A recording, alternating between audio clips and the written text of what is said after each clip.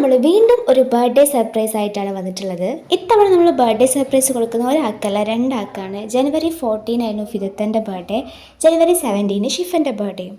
അപ്പം ഞങ്ങൾ വിചാരിച്ചു രണ്ടുപേർക്കും കൂടെ ഒരുമിച്ച് ജനുവരി 15 അന്ന് രാത്രി സർപ്രൈസ് കൊടുക്കാന്നുള്ളത്. പ്ലാൻ എ പോയി, പ്ലാൻ ബി പോയി, ലാസ്റ്റ് നടന്ന് എന്താന്ന് പറഞ്ഞുതരാം. ഇവരെ മാറ്റി നിർത്തിയിട്ട് വേണമല്ലോ ഇതൊക്കെ സെറ്റ് ചെയ്യാൻ വേണ്ടിയിട്ട്. ഞാൻ ക്ലാസ് കഴിഞ്ഞിട്ട് റൂം പോകാമെന്ന് പറഞ്ഞു പോന്നു. ഇർഫാനൊക്കെ എന്തോ വടകര അർജൻറ്റായിട്ട് പോകണമെന്ന് പറഞ്ഞിട്ട് ഇർഫാനേയും പോന്നു. ലാസ്റ്റ് ഞാനും ഇർഫാനേയും കൂടെ ഒരുമിച്ച് കേക്കൊക്കെ വാങ്ങി റൂമിലെത്തുന്ന മുമ്പായിട്ട് സ്നേഹിച്ച് ഫിദത്തനെയും കൊണ്ട് ചായ എടുക്കാൻ വേണ്ടിയിട്ടും പോയി. ഷിഫൻ ആസിയൻ്റെ കൂടെ സ്റ്റിച്ചിങ് റൂമിലായിരുന്നു.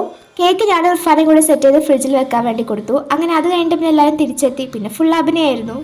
രാത്രി ചേച്ചി ഫിദത്തിൻ്റെ കയ്യിൽ കേക്ക് കൊടുക്കുന്നു, ഹാപ്പി ബർത്ത്ഡേ പറയുന്നു. അപ്പോൾ ഫിദത്ത് നെട്ടുന്നതിന് എൻ്റെ അമ്മ അങ്ങനെ സർപ്രൈസ് എന്നാണല്ലോ. അങ്ങനെ ആകെ ഫുൾ നെട്ടലായിരുന്നു. പിന്നെ വിചാരിച്ചു ഞങ്ങൾ ഷിഫക്ക് വേണ്ടി സർപ്രൈസ് പ്ലാൻ ചെയ്തതാണെന്നൊക്കെ.